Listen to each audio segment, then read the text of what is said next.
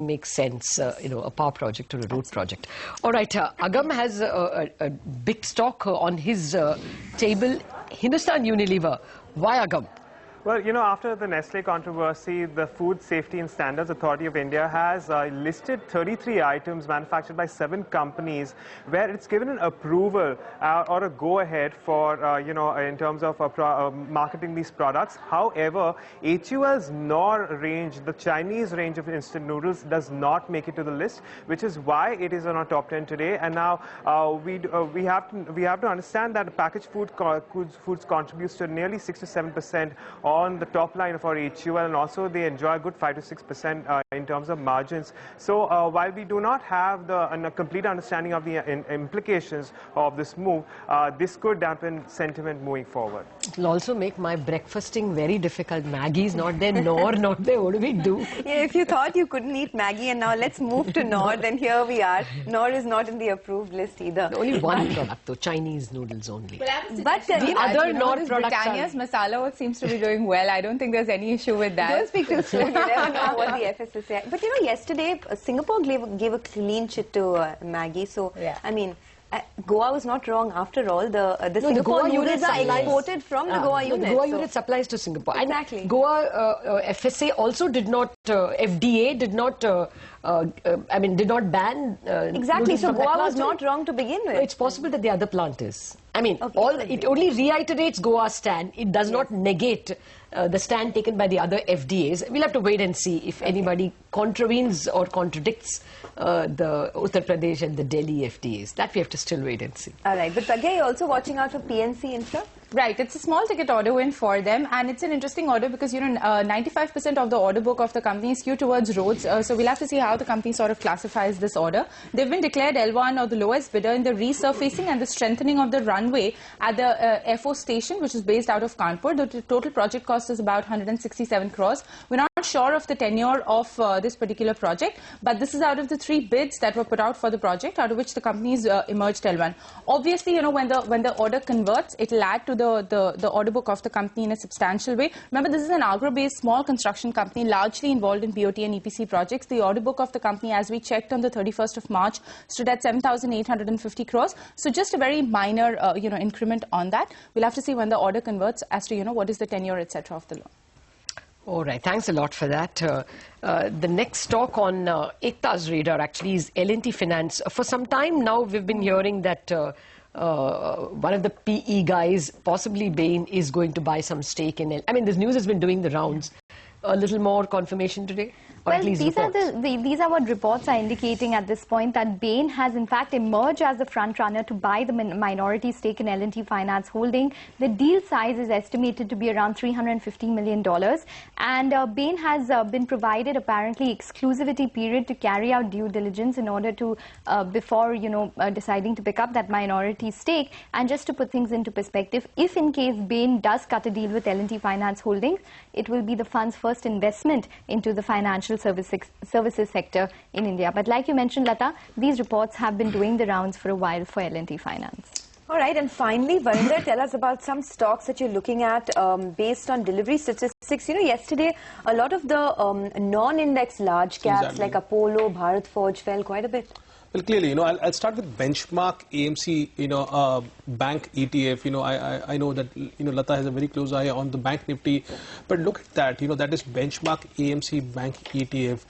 There was certain surge which was seen in volumes and delivery yesterday on that index. The delivery volume yesterday was 5.2 lakh shares compared to average of only 17,500 shares. So it was multi-times, in terms of delivery which we saw on benchmark, Bs, what they say.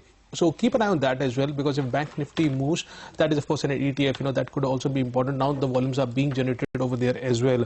You were mentioning about all the non-index stocks. Apollo Tyres will be on top of my list clearly. That stock has been just falling, and was down nearly 8% yesterday. We are continuously seeing that there is increase in delivery-based selling happening on Apollo Tyres. Yesterday there was nearly 15.5 lakh shares compared to average of nearly 7 lakh shares, nearly double of what we have been seeing. Delivery percentage was around 24%. The interesting thing is that, on futures and options segment, there is more shorting pressure which we are seeing on Apollo Tyres. Yesterday open interest was up by nearly 6%. But the important point is that since the start of the series, we have seen nearly 50 lakh shares being added on the open interest side of Apollo Tyres. This has never ever happened. The outstanding open interest on Apollo Tyres is nearly 1.4 crore shares, which is massive, compared to, this stock. So keep an eye on that stock. Huge shorting happening in Apollo, in the futures and options segment. Also, if at all the market recovers, you may see the short covering as well. So that could be important to watch out for. Bharat Forge, of course, that stock was down nearly 5%, but it recovered nearly 7% from day's low. Interesting is that there was no signs of delivery-based selling happening on Bharat Forge. It was 7.5 lakh shares compared to average of nearly 7 lakh. It was only in futures where we saw some shorting happening where the open interest was up by nearly 10%. But clearly, it is not as bad as Apollo Tyres, but there was no sense of delivery-based selling on Bharat Forge. And the last stock I'll be watching in the mid-cap segment will be NCC. Even after very good results, which Pragya, of course, told us earlier, the stock has been just moving down from 120. That stock fell to nearly 62 in yesterday's trade, but it recovered nearly 10% from those lows yesterday, so closing around that 67-60 mark. So we were seeing some delivery-based buying happening in there. 32 lakh shares delivered compared to average of only 17 lakh shares. Delivery percentage also around 23%, but there was certainly some buying happening at the low levels of that 62 what the stock stuck, and the stock has been just seeing one way selling. So that would be another stock to watch. Yeah, absolutely. Actually, even NCC stuck out for me because the assumption was that it was stocks with very heavy debt were falling. But NCC is not a very heavy debt stock. It's actually got, I guess, a debt equity of half of equity, or maybe 0.6. It's not heavily indebted. So then the argument was probably infra stocks were being sold irrespective of debt. So if, the tide turns, I think the one that will benefit most would be NCC because it didn't deserve to be in that list anyways. It was on the day of the result when the stock made that all-time high of that 118 rupees. From that day, for no reasons, that stock has been just falling one way downwards to yesterday's low of 62. Is there a valuation argument, Pragya? Actually, nothing that I know of, Lata. In fact, the news flow has been very positive on the company. They've been pairing off some assets as well, not bidding for any of the BOT projects. So on all of those counts, I think it's very good. All right. In fact, even on Bharat Forge, it's important that you point out that there was no delivery-based selling because there was no fundamental reason for the stock to sell off yesterday, and we did see some recovery as well. One last word on Spark. Okay, also important to mention here is that the stock, if not yesterday, day before yesterday was up 10%, only on the basis of that something may happen, yesterday. But there is a presentation which is going to be due, I think today. Today is the 10th of June. I think he's warning that a part of it could be discounted. Exactly. The stock ran up 10%, okay, one. And second, of course, which Ekta may not agree with me, but, on the valuation front, the market cap of Spark is 10,000 crore.